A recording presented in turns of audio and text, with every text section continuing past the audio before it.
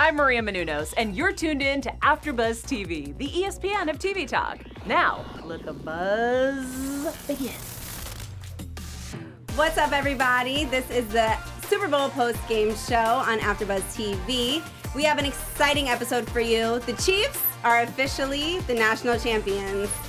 It's exciting. I mean, what a game. I mean, just insane. I mean, the way it played out, it was one of those games where you just didn't know which way it was going to go to. Absolutely. But before we get into everything, I want to introduce my amazing panel. But first, I'll go to myself. I am Shayna Calandro, also known as Shay Live on the internet.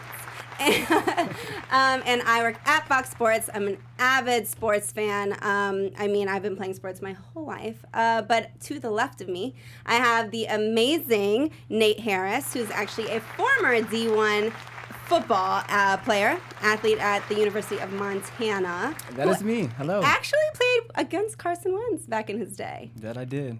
And Kendrick Bourne, who played in the Super Bowl today. List all the players off. List all the players off. Is it too many to say? Too many to say, honestly. But it's a blessing to be able to see things like that. And it kind of makes me mad. It's like, why am I not there? But you're here talking about it, so that is what's important, right?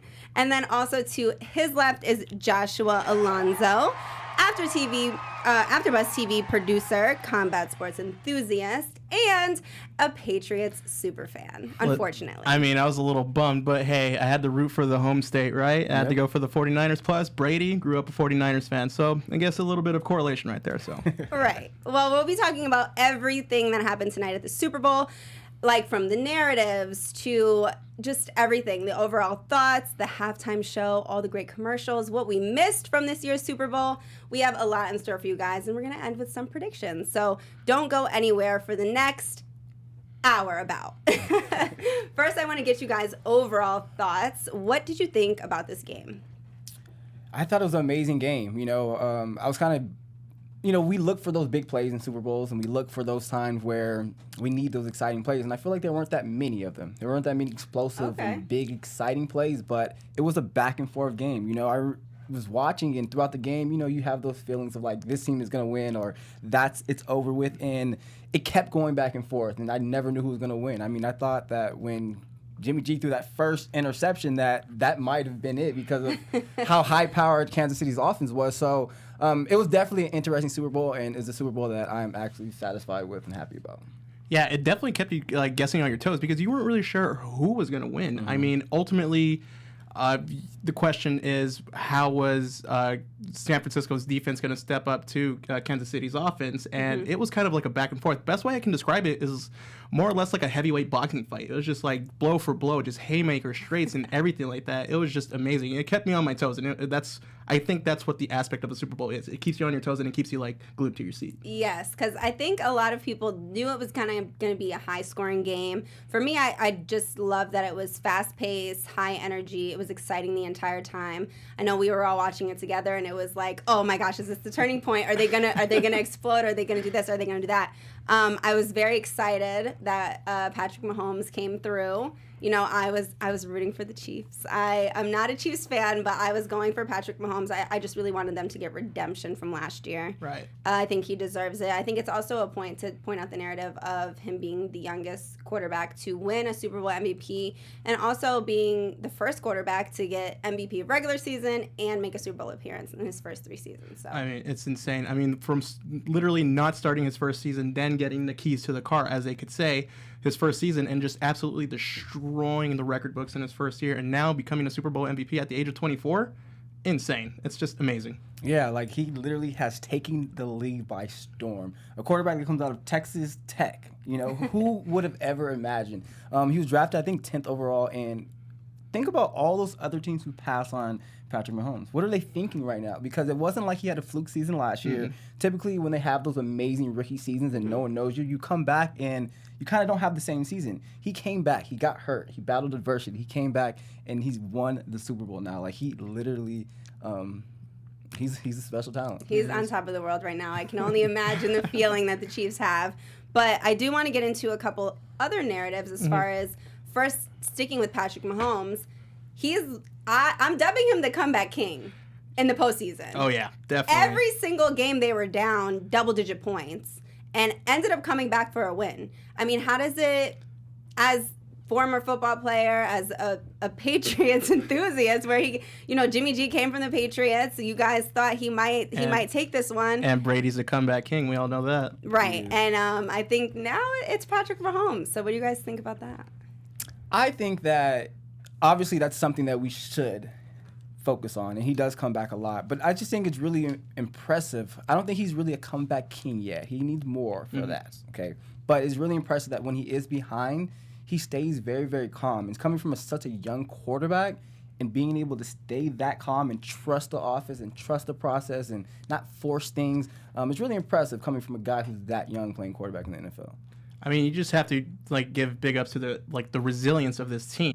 Being down 10 or more points in 3 different games and then coming back to win it in the fashion that they do is just insane. I mean, we think back to the Texans game. They were down 24-0, and then they came back to absolutely destroy them. It's just insane. So they're definitely battle-tested in a sense where they know what it feels like to be down. And the pressure for them is just like, okay, let's just get it going. Let's keep grinding, and then eventually we'll get the win. And it shows it right here. Absolutely. And if you can't say comeback king just yet, maybe clutch king. I'll give you a different word. You can say clutch king. He's a king too. of something. I mean, he's the king of the NFL right now. That's true. I mean, he's the ultimate king. But I love him, and I think that with the offense that he has too, they know what they have, so they know that they can score fast. So it's easy to not get into that panic mode. Yeah, absolutely. Well, we all knew going into this game that the 49ers defense was not even comparable to Chiefs defense, but the Chiefs had somewhat of a better offense going into the game. Do you think that, just thoughts on past Super Bowls where it's defense kind of wins the games, that this wasn't going to pan out for the Chiefs? Did you have any doubts as far as that one? I know, Nate, you were rooting for the Chiefs in the beginning. Did you have any doubts throughout the game? Well, all week I have, and especially being an athlete, the age-old saying is defense wins championships. Absolutely. And I've always, this whole week, I've been a Patrick Mahomes fan. This guy is taking over the league. He's winning the Super Bowl. There's nothing that's going to stop him. But I couldn't commit because defense wins championships. And it wasn't like the San Francisco has an amazing defense or a historic defense, but they had those 4 rushers who go get the quarterback. And go ahead. It's just insane. I mean, Nick Bosa, they have D Ford, and then they have Sherman in the background, and they also have Ward in the back, too. I mean, this defense does have some credible names, but is it star elite? I wouldn't necessarily say so, but with the trajectory that this team is going to, it's still a young team, relatively young team. So I definitely do think that there's some time to be build upon those key pieces, especially with Bosa and Ford. And, who knows where it could go from here. Yeah, absolutely. Well, another narrative that was happening during this game was Sherman against Tyreek Hill. Were you guys shocked at all about how, good Tyreek Hill was against Sherman, or how Sherman defensively was against Tyreek Hill? I mean, I'll say this. Since Richard Sherman's surgery, he's kind of lost his step in speed. Obviously, when he was in with the Seahawks, he was one of the best, shutdown corners in the league. And then once he got hurt, and then once he got, let go by the Seahawks and went to the 49ers, it was one of those things where it's just this is someone that's a veteran presence and is really good, but he did lose a step in speed. But when he was matched up with Hill, he was doing a good job for the most part, but then would get beat in some coverages and everything. And then eventually, Mosley being switched off to go against Hill, they had their back and forth, and it showed to be a good showdown right there. But ultimately, we all know what happened there. He didn't do enough. And I'm a Sherman fan. I love Sherman, but he didn't do enough. Sherman plays a very, very soft cover 3 shell of a coverage where he just stays on top of everything. Even early in the game, Tyreek ran a stop, and Sherman is getting out of there fast. So he was really scared of his speed.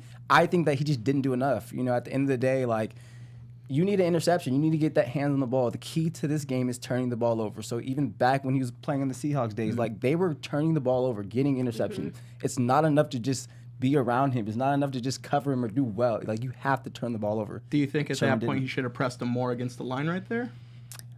Well, no, he should have got his butt back. I think overall, San Francisco actually played a great game defensively. Yeah. Let's send these 4 guys. Let's keep everything in front of us, and that's what kind of made Patrick Mahomes look kind of shaky throughout the game. A lot of teams like to blitz Patrick Mahomes and try to get to him, and he'll kind of get away from the blitz. And now you have 4 DBs covering 4 receivers, and they get to run everywhere. So they kept everything in front of them. They played that really, really well, but you have to turn the ball over. You have to get more picks. And Sherman he's been talking too much, and I'm not inside right now. Very true. I'm not happy with him. I will say, piggybacking off of talking too much, I think the Chiefs probably talked too much during this Miami week before Super Bowl, but they ended up backing it with this win, and I know that they are probably ecstatic right now. I can't even imagine what the locker room looks like in just their post-game parties.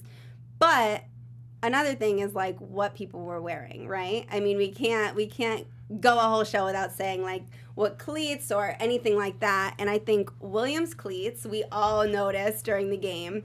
He was wearing like some ones that were cleats, which was crazy. I mean, when you have Jordan Air Ones retro, that's confidence right there. That's just like, I'm a superstar athlete. I'm going to get this. I'm going to get the win. And I mean, it speaks volumes. I mean, it definitely stuck out in comparison to like the other cleats. I mean, they're all Nike. We know that. Right. But then when we see that iconic just red, black, and white, just retro look, it's just pretty amazing, I thought. I thought his performance also maybe not had something to do with the cleats, obviously, but the fact that he had the Jordan 1 cleats on and then had this outstanding performance for me was almost like iconic for Williams. I was like, oh, this is amazing. This is something I'll never forget. Yeah, I'm actually surprised that a lot of athletes don't do this more often, or not necessarily Jordans, but any cleats. Like you're playing in the Super Bowl, like you can do anything with your shoes. I mean, and they have limitations, but.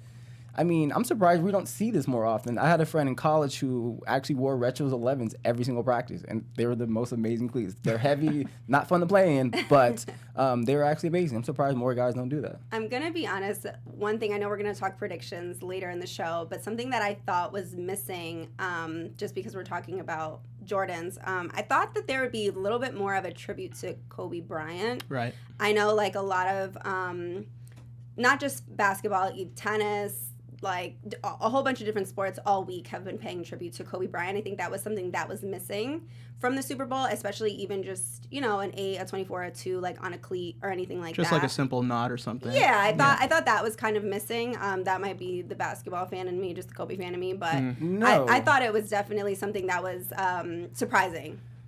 I didn't think of it. Oh, we look like we have something up there. I think someone did wear something. Oh, yeah, there you go. Okay. But as a whole, though, I that. agree with you, and I didn't notice that, but did they do any type of tribute? The Super Bowl, the NFL, did they do anything today? If they did, it wasn't good. Even with these cleats, like we saw Williams' cleats almost every time he had the ball. Yeah. I didn't see and they those were zooming in on them too. At all. And I might have maybe I glanced away for a second and they showed them once, but like I just don't feel like it was enough. Yeah, they didn't do Real enough. quick, this is Ryan in the booth. What's up, Ryan? A moment of silence at the top of the game for Kobe and all the. They might have done a moment of silence at the top of the game. I know that not being there is one thing, and we also might have. Maybe I missed the top of the game. I was there for Yolanda Adams and Demi Lovato. Maybe it happened before that. I just don't think it was enough. Okay. Yeah, but other performances that happened. I'm gonna kind of segue a little bit. The halftime performance that everybody was waiting for, JLO and Shakira. It was kind of like a Latina Miami vibe the entire time, and I thought it was amazing. I loved it. I thought it was absolutely everything that they needed to do. What did you guys think of the halftime performance? I mean, way to give that Latin zest in Miami. I mean, just amazing. I mean, obviously, Shakira kicking off the whole performance with She-Wolf. And the one thing that I marked off with that little bit of breakdown from She-Wolf to the next song was a little bit of Led Zeppelin in there. I'm just like, was that Zeppelin? And then I automatically recognized it was like the riff from Kashmir by Led Zeppelin. I'm just like, oh my goodness, how cool is that? Just like having that little just like break in between songs and just to give like a little nod to just like previous rock stars in the past. I thought it was really cool. What was your favorite part of the halftime? My favorite part was, of course, when she got in that stripper pole. A little ode to her Hustlers movie. Yes, but not even just that though. When she was on top of the stripper pole, okay, and she had all these people on the stage, and they did like a graphic from above, and it was like they were crawling inside of the stage. I don't know if you guys noticed that, but it was just so cool to me. I was like, those graphics are amazing. I think JLO did amazing. I think Shakira did amazing. I'm just always in awe how fast they set up that stage. Like, how do they do that so fast, take it down so fast, and then how does JLO changed in the middle of her set. So until I figure that stuff out, this halftime shows are always just That's like, the okay. beauty of Showbiz. It's I'm like, just I can that, give you the key of the outfit changes. It was underneath whatever she had on, so I was just taking it off. But I think that it was definitely something that needs to happen more as far as wherever they have the Super Bowl, kind of paying tribute to that area. I know it's going to be in Tampa again next year. We'll talk about that a little bit down the line. But And one more thing, because I Yeah. know Ryan's a big Bruce Springsteen fan. When they were at Children's Choir out there, a little bit of slight cover for Bruce Springsteen as well. I don't know if you heard that, Ryan. If you were able to watch that, you didn't. It now. But it's pretty awesome. Just that little nod to Bruce Springsteen. I thought that was pretty cool. yeah, that absolutely is cool. I think just the observations of being a music fan, especially the couple of things that you just brought up as far as like paying tribute or ode to other people is always cool. But as I was watching this, I was like, this might be one of the best performances of halftime that I've seen. What would be your top 3 Super Bowl performances if you had to say? Ooh, I'll let Nate go first. Beyonce, Absolutely. the recent one, but also Destiny when she was with Destiny Child back Oh, of in course. the day in 2007. So you got to add both of those. This one was great. I also really liked the Missy Elliott and what's my girl's name? I love her to death. Her name's on the top. Katy Perry. Katy Perry. Okay. 2015. That I love that one. And then Hashtag left shark. Yeah. And then of course I was at the Super Bowl when Janet Jackson got her boob ripped out. So Okay. I love that one too. Her and Justin Timberlake. So those are my favorite. Yeah, definitely. Nice. I definitely, going back from like number 3 to number 1, definitely number 3 would be Bruce Springsteen and the E Street Band. Those are just a phenomenal performance in Yes. that. And then number 2 would definitely be Beyonce's performance, including with Destiny's Child as well. What a great throwback performance was that, and just a spectacular than that as well. And then my number 1 would be Super Bowl, I forget the number, but 2006 when Prince performed. Okay. Like, I think that was 2007. I think it was maybe 2006 and maybe 2007. Okay, Correct me if yeah. I'm wrong, chat. Much appreciated. was But phenomenal. Prince, I mean, you can't go wrong with Prince. That's just amazing. His just the rain, and when he started performing Purple Rain, and just it's just such a weirdly just awesome visual spectacle. I mean, Yes. how you can't time that perfectly than that. So The production's always really great too. I think when doing a Super Bowl show, you have to have the production. I'll give you guys mine. My top absolute of all time is Beyonce, the latest one with Bruno Mars. I think just everything about it was amazing, and I will add in the Destiny's Child one as well.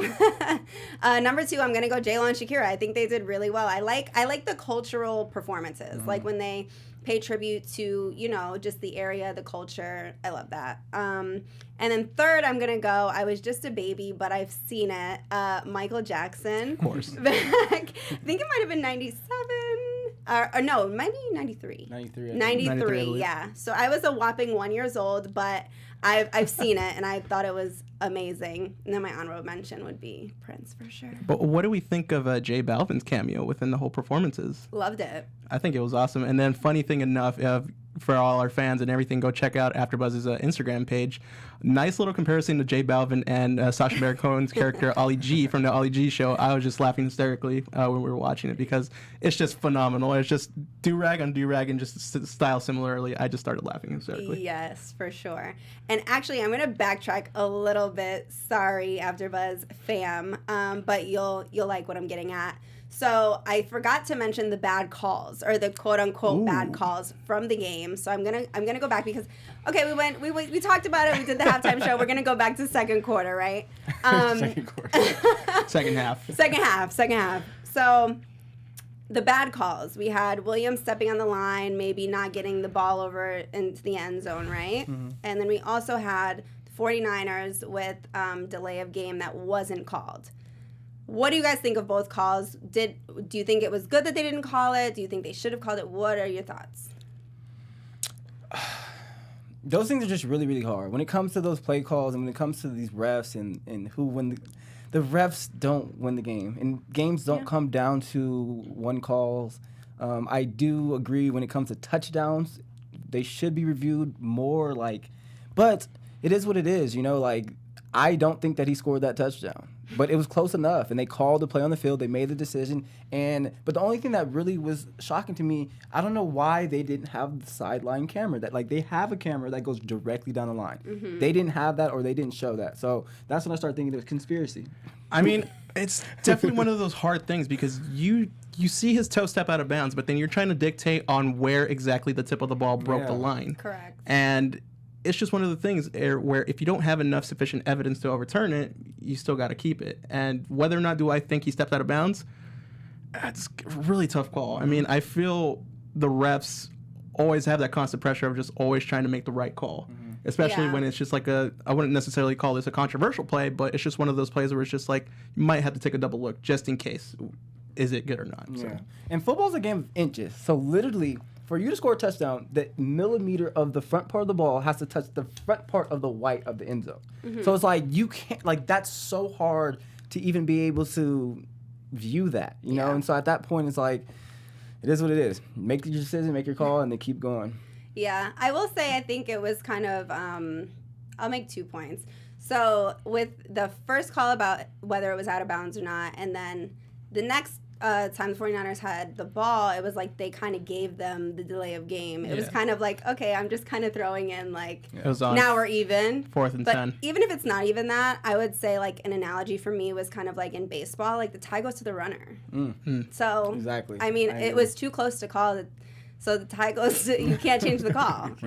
So for anybody who's, you know, kind of leaning on, the refs messed up the game or the Chiefs didn't deserve the win, like, I mean. Yeah, and one more thing. And for the people out there who are the thing about it is when the refs make the call, okay, when they say touchdown or they say no touchdown, that's the call on the field. Now, when they go to the booth and they see what's going on, they have to have like undisputable evidence to overturn the call. So it's like if you're in court, like to be proven guilty, like beyond reasonable doubt. Yeah. And so if you don't have that, you can't overturn it. So the refs could be looking and say, I don't think that he scored, but unless they can confidently, beyond reasonable doubt, prove that, then they cannot overturn that call. So like that's important. And so that's why when people fumble and they pick it up and they run and they blow the whistle, like that messes things up because now you can review it and you can't change it now. But if you just let the play then they can change it, then they can make adjustments after the fact. So it is what it is. Absolutely. And another thing I want to touch on before we move on to the amazing commercials that we saw throughout this Super Bowl game. Of course.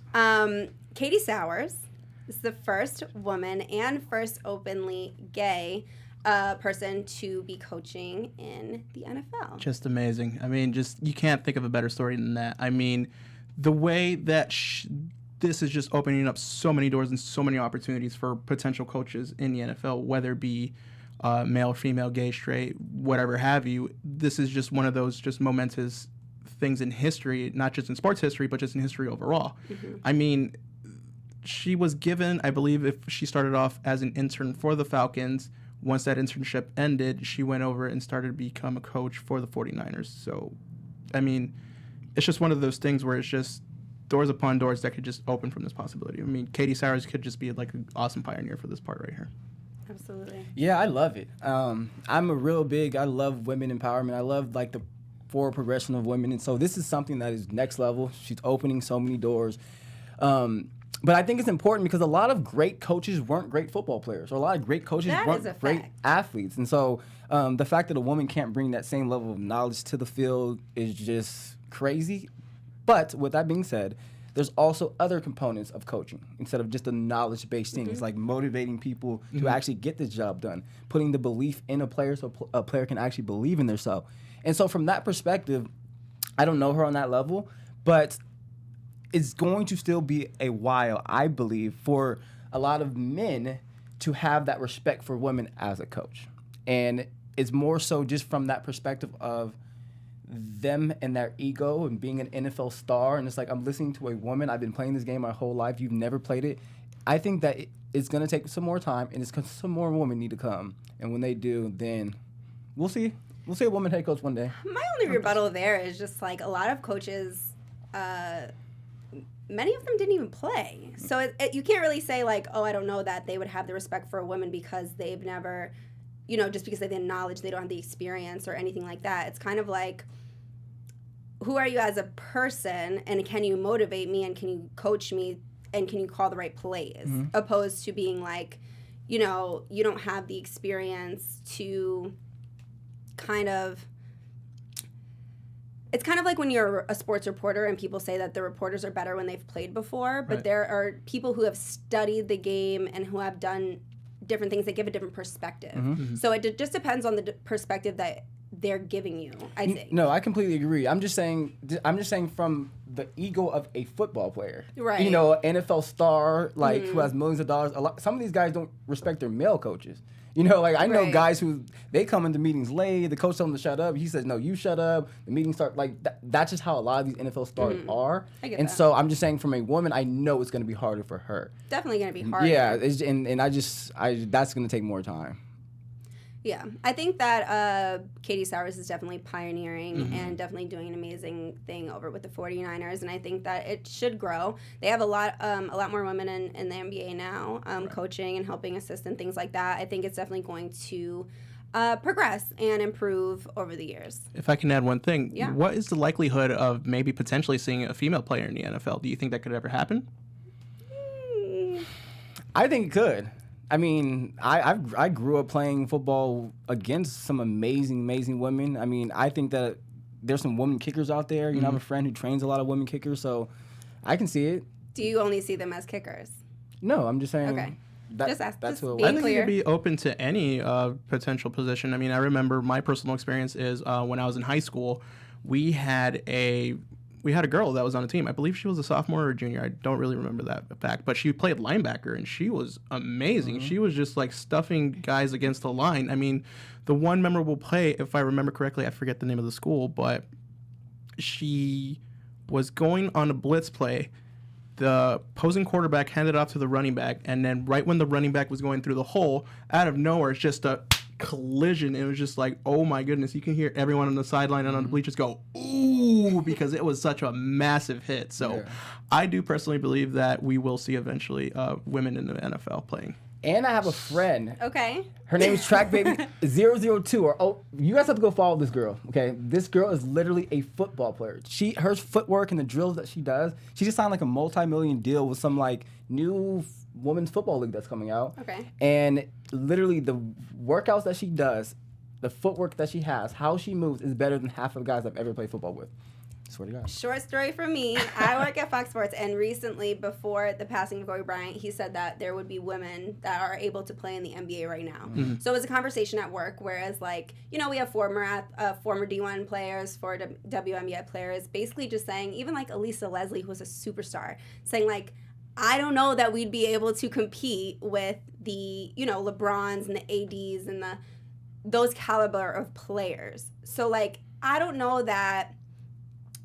Or maybe it might be one, maybe two in a million that can really kind of go toe to toe with the mass and the just agility, I guess, of an everyday football player. Yeah, well, you know what I mean? Like just the strength. Yeah, I think we'll see it in the NBA first because of the physicality of it. I'm just saying, as far as the football conversation, I don't know that we're unclear if it's even going to happen in the NBA. I don't know that it would happen in the NFL. Right. No, it's gonna be a long time. Yeah, for sure. But before we get out of here, I do want to talk about the commercials. It was a lot of good ones this year. I do want to just point out that 30 seconds worth of commercials was like $5 million this year. 5.6 to be exact. 5.6 And in comparison, little fun fact, I'll make it a little game out of this. How much do you think a Super Bowl commercial back in 1967 was worth? $500,000. I'm looking at the answer right now. Well, the answer is 37,500 in 1967. Wow, 37. So, insane. I mean, we can see that the impact of commercials at the Super Bowl has played a major thing in not only just in football but in pop culture. Absolutely. So it's just insane. And then for the fact that it's that much, unbelievable. Well, I want to get you guys favorite commercials. Give me like one or two.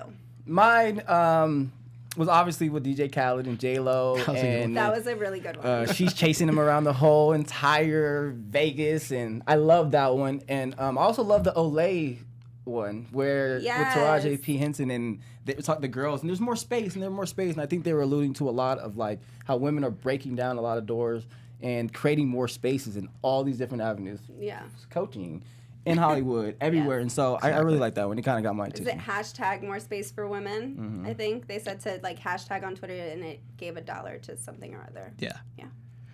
I mean, some of my favorites, I have a few because some of them were actually pretty good in my part.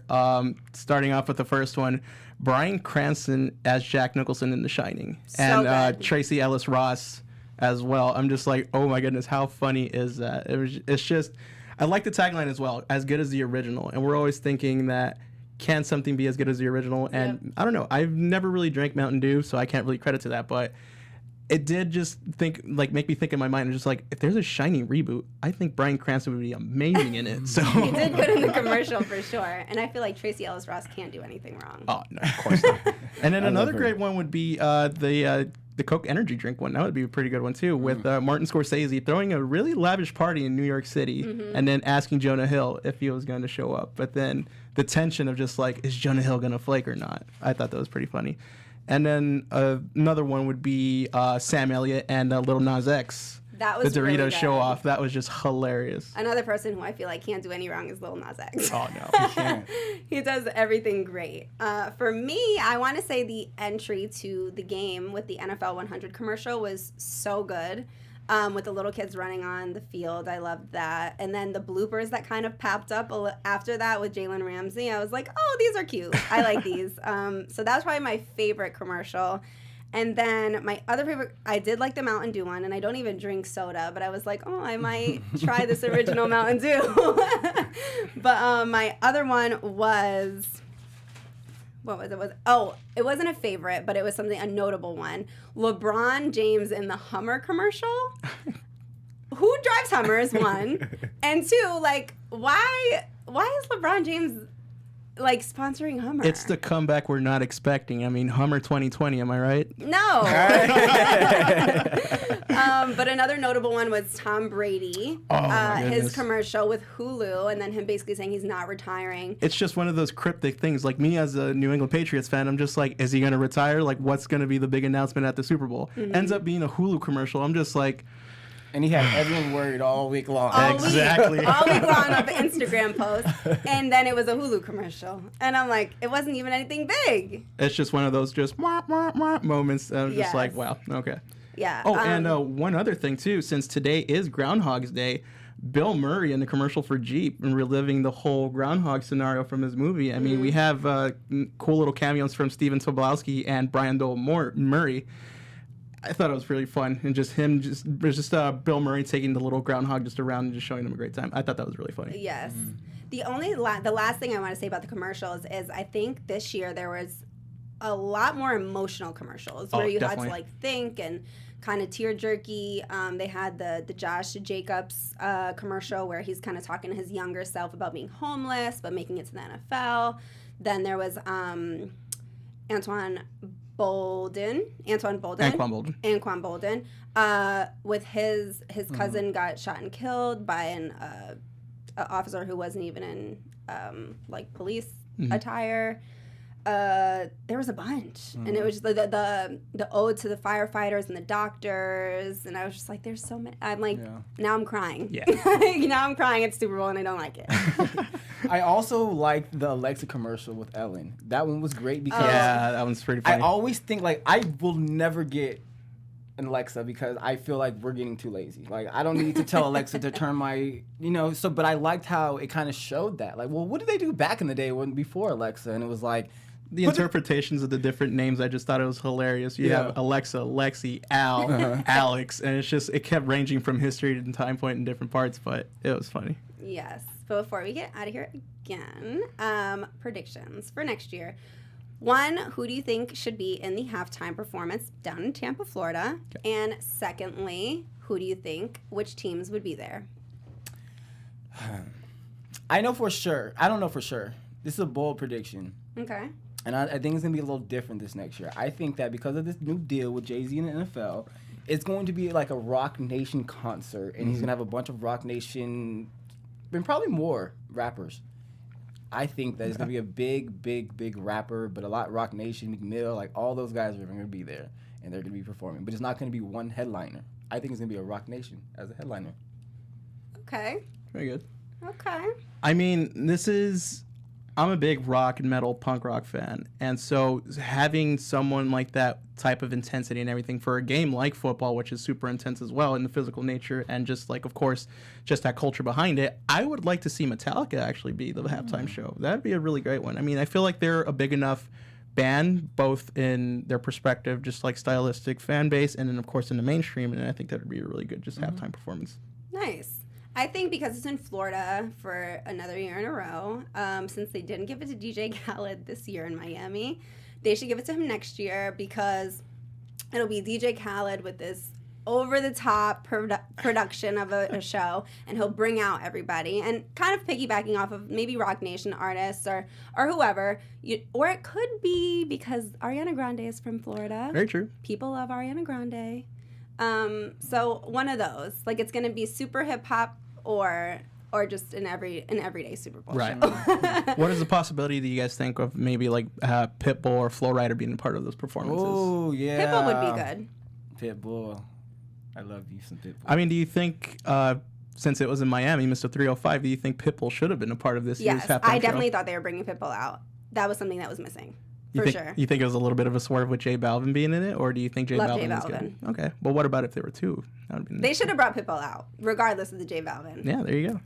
Yeah, they should have. So what teams, before we get out of here, we got a couple of seconds, which teams are going to be in the Super Bowl next year? I don't know what teams are going to be there, but Patrick Mahomes is winning a Super Bowl 2021. Oh, Oh, okay. That's my bold prediction. Actually, I so lied to everyone right now. I lied to all of you guys. I so lied. Lamar Jackson is winning the Super Bowl next year. That's more of what I like to hear. That was Let me actually- hear. Let me hear. That's what you actually got. one of my picks. I'm actually going Ravens, and you know what? I gotta go Eagles. Ravens, Eagles. We gotta get the Battle of the Birds going on. Okay, I'm gonna go Ravens Saints.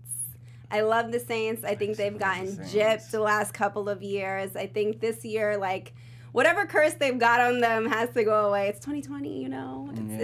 This is the year of things happening. So I'm rooting for the Saints getting there, but I want Lamar Jackson to win. MVP this year. I love that guy. I mean, he's just kind of setting apart from everybody else and creating he's the new Mike Vick, you know? Yeah. But You had something to say? I'm like, I mean, before I get out of here. Just a big old props to Andy Reid, his first Super Bowl win. That's true. How awesome is that? I mean, with so many times Congratulations. having that opportunity when he was a part of the Philadelphia Eagles. I mean, starting back from '99 until his release in 2012. So many times going to the championship game, the playoffs, and then reaching that Super Bowl berth in 2004 against the Patriots, coming up a little bit short from that. And then having, I wouldn't necessarily say a redemption, but then having to start fresh and then just creating a team from the ground up. A franchise that was more or less on the verge of either being just one of those teams that never make it to the Super Bowl or just become a really great team now. And then obviously with the weapons that they have with Tyreek Hill, Patrick Mahomes, Sammy Watkins, and of course and all the stars on defense. I mean, this is going to be I'm going to give a bold prediction. This might be the next great dynasty that we're going to see right now. Love that. Well, I hope you guys enjoyed this post-game Super Bowl show here at AfterBuzz TV. I'm your girl, Shayna. I've got Josh, and I've got Nate to the side of me. We had an amazing time. Thank you guys for joining me. And before we go, I'd just like to give shout-outs from the chat. We have Micah Baby Green, apologies on that. Star Drew, we have Riri Navy, we got Racist Fan Rock KKS4, that's a mouthful. Mo Giants, and Tanae Cavett, Derek Kennedy, and Lizzie. Thank you so much for joining us, guys. we love you guys. Thanks for tuning in. See you next time. Our founder, Keven Undergaro, and me, Maria Menounos, would like to thank you for tuning in to AfterBuzz TV. Remember, we're not just the first, we're the biggest in the world, and we're the only destination for all your favorite TV shows. Whatever you crave, we've got it. So go to AfterBuzzTV.com and check out our lineup. Buzz you later. The views expressed herein are those of the hosts only and do not necessarily reflect the views of AfterBuzz TV or its owners or principals.